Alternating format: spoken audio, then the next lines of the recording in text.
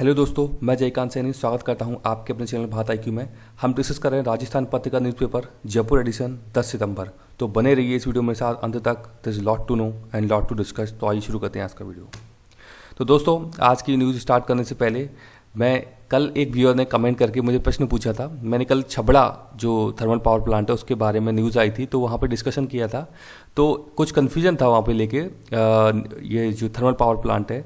तो मैंने बताया था कि super thermal power plant Rajasthan के अंदर पहला है, वो सूरतगढ़ गंगानगर के अंदर है। लेकिन कमेंट बॉक्स में मुझे बताया उन्होंने, मेरे एक व्यूअर ने, कि कोटा के अंदर सबसे पहले थर्मल पावर प्लांट लगाया गया था। तो मैं आपको यहाँ पे इसका एक जो कन्फ्यूजन रहता है उसको दूर कर देता हूँ कि राजस्थान के अंदर यदि प्रश्न पूछा जाता है ईयर वाइज कि सबसे पहला थर्मल पावर प्लांट कहाँ लगा था, तो वो कोटा के अंदर लगा था। लेकिन यदि प्रश्न पूछता है कि राजस्थान के अंदर प्रथम सुपर थर्मल पावर प्लांट कहाँ पर है, तो सूरतगढ़ गंगानगर का ही आपको जवाब देना है, क्योंकि कोटा के अंदर कुछ 1982 या 86 के आसपास लगा था और सूरतगढ़ गंगानगर के अंदर 1998 में लगा था। लेकिन इसे प्रथम इसलिए बोला जाता है सूरतगढ़ वाले को क्योंकि इसकी इंस्टॉल्ड कैपेसिटी जो थी वो 1500 मेगावाट की थी, तो वो ज़्यादा थी, इसलिए इसको सुपर बोला जाता है। तो कभी भी प्रश्न में आता है कि राजस्थान के अंदर प्रथम super power thermal power plant कहाँ पे है, तो सूरतगढ़ गंगानगर के अंदर है। तो आप अब शुरू करते हैं आज की न्यूज़। तो पेज नंबर 1 पर न्यूज़ है। यहाँ बात की जा रही है भारत चीन के बीच तनाव जो चल रहा है उसी के मद्देनजर न्यूज़ है। मैं डेली से कवर कर रहा हूँ, आपकी सारे फैक्ट, आपके सारे कन्फ्यूजन, आपके सारे डाउट क्लियर हो जाएंगे न्यूज़ के थ्रू। तो लद्दाख एक यूनियन टेरिटरी बन चुका है, जैसे कि जम्मू कश्मीर के उसमें बदलाव किए गए थे एक्ट में 5 अगस्त को, जो पीएम मोदी सरकार ने किए हैं। तो लद्दाख अभी पूछा जाता था, यूटी है लद्दाख। इसके साथ साथ पेंगांग झील में आपको बता चुका हूँ, ये लद्दाख में आती है पेंगांग झील। तो उसके आसपास ही विवाद जारी है अभी। तो मैं आपको मैप के थ्रू बताया था, उसमें कुछ और चीज़ें। तो ये देख सकते हैं पेंगांग लेक, राइट। अब यहाँ पे फिंगर्स की कुछ बात आती है। फिंगर आपने सुना होगा कि 1 फिंगर 2 फिंगर।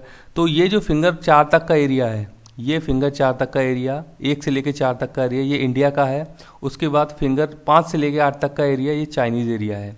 तो फिंगर से संबंधित कभी भी प्रश्न आ जाए एग्जाम के अंदर तो आप बता सकते हैं। एक्चुअली कुछ उंगलियां नुमा यहाँ पे आकृति हैं, इसलिए इनको फिंगर का नाम दिया गया है। तो ये आप देख सकते हैं इस प्रकार से ये आकृतियाँ हैं उंगली जैसी, तो इनको फिंगर का नाम इसलिए दे दिया गया है।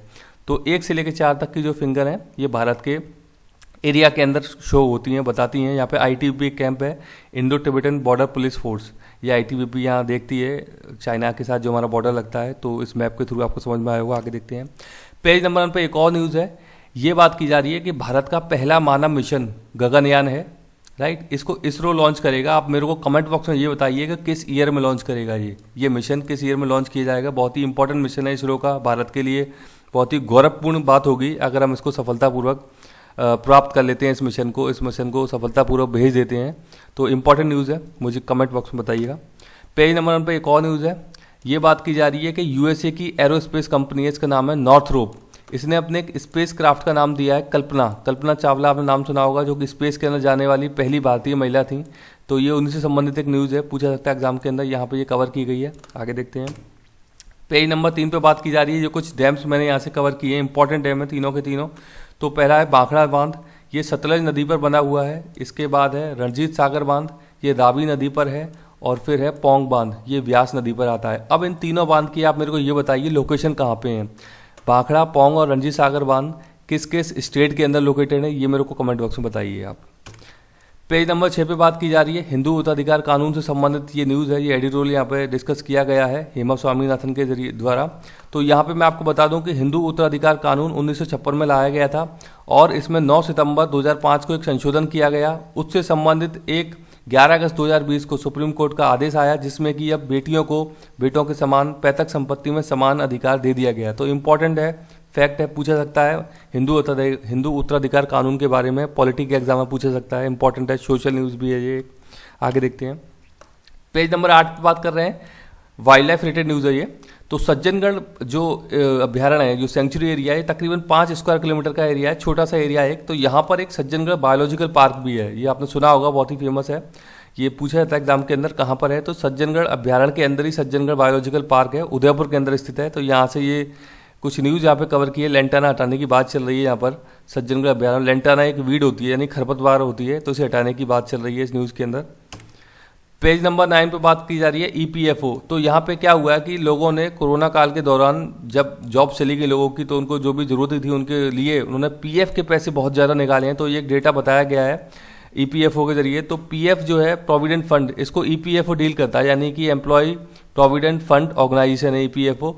ये जो ईपीएफओ ऑर्गेनाइजेशन है ये रोजगार एवं श्रम मंत्रालय के अधीन काम करती है और ये एक वैधानिक संस्था है, अर्थात एक्ट के थ्रू बनाई गई। तो इसके लिए है ईपीएफओ एक्ट 1956 है। आपने कंपनी एक्ट का नाम सुना होगा, वो भी 1956 है। यहाँ पे ईपीएफओ एक्ट है, employ provident fund organisation act 1956, right.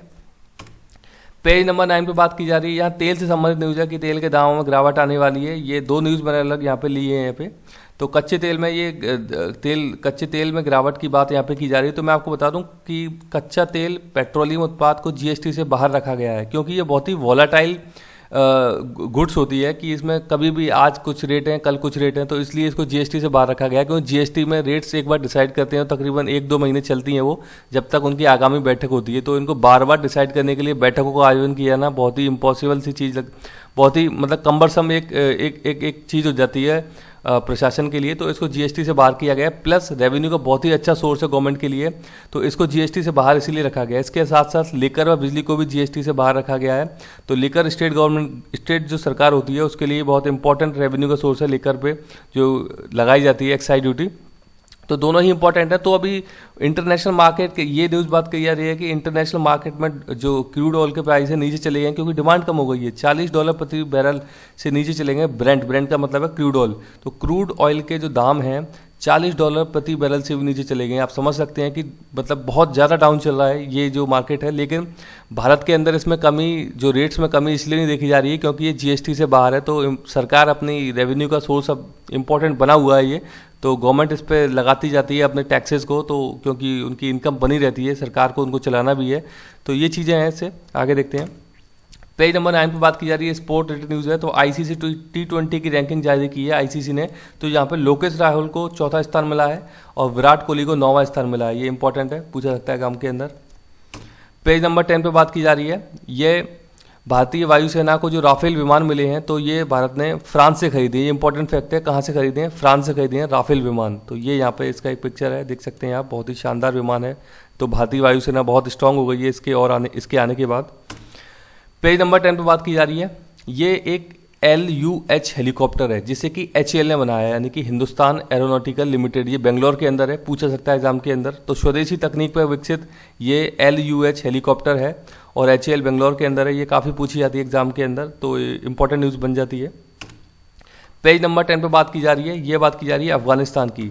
तो अफगानिस्तान में वहाँ के उपराष्ट्रपति हैं तो आतंकी हमले में बच गए हैं अभी। तो यहाँ पे इनका नाम है साले मोहम्मद, जो कि आतंकी हमले में बच गए हैं।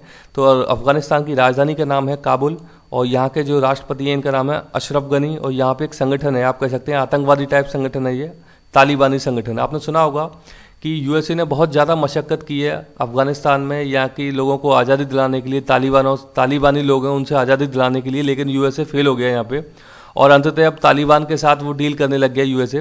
तो तालिबान जो है वहाँ पे उसका बहुत ही स्ट्रांग होल्ड है अफगानिस्तान के अंदर, मतलब जो भी रूरल एरिया है पूरा वो तालिबान के कंट्रोल में है। एक तरीके से बहुत अच्छी पावर रखता है तालिबान वहाँ पे। तो यूएसए ने भी तालिबान के आगे घुटने टेक दिए हैं और यूएसए ने बोला है कि तालिबान और गनी सरकार जो है दोनों मिलकर के कैसे गवर्नमेंट को आगे चला सकते हैं, कैसे अफगान के अंदर तरक्की हो सकती है। तो ये सारी बात आपने सुनी भी होंगी, न्यूज़ में काफ़ी चलती रहती हैं, चर्चा में रहती हैं। भारत और अफगानिस्तान के संबंध काफ़ी पुराने भी हैं, बॉर्डर शेयर करता है। सबसे छोटा जो बॉर्डर लगता है भारत के साथ वो अफगानिस्तान देश का ही लगता है। मैप के थ्रू हम देखते हैं इसे भी, ये आप देख सकते हैं, ये है अफगानिस्तान, राइट। यहाँ पे हमारा इंडिया आ जाता है, तो ये छोटा सा यहाँ पे ये बॉर्डर लगता है, पीओके वाले एरिया बॉर्डर लगता है भारत का ये, और ये है ईरान। तो अफगानिस्तान के साथ भारत का पुराने संबंध भी हैं, बॉर्डर शेयर होता है। लेकिन एक इम्पॉर्टेंट जो फैक्टर है ट्रेड को लेकर के वो ये है कि भारत ईरान के अंदर एक चाहबार पोर्ट डेवलप कर रहा है यहाँ पर, इस जगह पे। तो उससे होगा क्या कि इंडिया चाहता है कि ये ईरान में चाहबार पोर्ट डेवलप करने से यहाँ से एंट्री मिल जाएगी अफगानिस्तान से होते हुए सेंट्रल एशिया में। तो भारत चाह रहा है कि सेंट्रल एशिया में अपना अच्छा सा मार्केट बना ले, अपने गुड्स को वहाँ पे पहुँचा दे, तो एक बढ़िया ट्रेड बन जाएगा भारत के लिए, आमदनी का सोर्स बन जाएगा। क्योंकि यहाँ पर सी एरिया देख सकते हैं आप, तो आप जानते हैं कि जो भी बड़ा माल लाया जाता है वो सी रूट से ही भेजा जाता है, वही सस्ता पड़ता है, कॉस्ट इफेक्टिव पड़ता है। तो इसलिए चाहबार पोर्ट यहाँ पर डेवलप किया गया है, जिससे कि भारत अपना माल यहाँ भेज सके और इस पोर्ट से फिर लैंड के थ्रू इस प्रकार से अफगानिस्तान से होते हुए सेंट्रल एशिया के अंदर भारत अपने गुड्स को सप्लाई कर सके, जिससे कि भारत की और मतलब एक्सपोर्ट बढ़ जाए, भारत में इनकम का सोर्स बढ़ जाए। तो ये इंपॉर्टेंट फैक्ट है, आपको इससे समझ में आया होगा। मैप से आगे देखते हैं। पेज नंबर 10 पे बात की जा रही है ग्रीस के अंदर। ग्रीस के अंदर शरणार्थियों के घर जल गए हैं, तो ये यहाँ पे एक न्यूज़ की कवर की गई है। तो कुछ फैक्ट देख लेते हैं। ग्रीस की कैपिटल जो है उसका नाम है एथेंस, इसकी करेंसी का नाम है यूरो, और ग्रीस ईयू का भाग है, यानी कि यूरोपियन यूनियन का भाग है। यूरोपियन यूनियन में तकरीबन 28 कंट्रीज हैं, उनमें से ईयू भी है, उनमें से ग्रीस भी एक कंट्री है। तो ग्रीस की जो आधिकारिक भाषा है उसका नाम है ग्रीक। ग्रीक एक बहुत ही एंशियंट भाषा है, आपने नाम भी सुना हुआ।